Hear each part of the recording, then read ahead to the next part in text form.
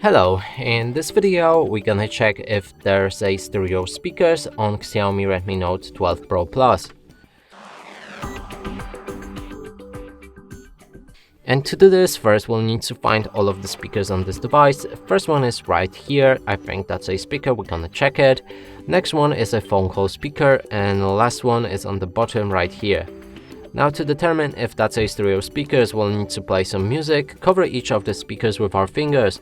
If the sound is coming from all sources, that's a stereo speaker. If not, that's a mono speakers. Let's try it out.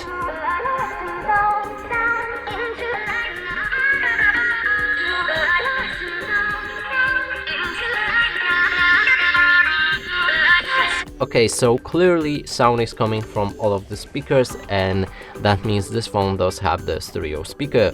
And that's it for this video. Hope you like it. Please consider subscribing to our channel, leave a like and a comment below.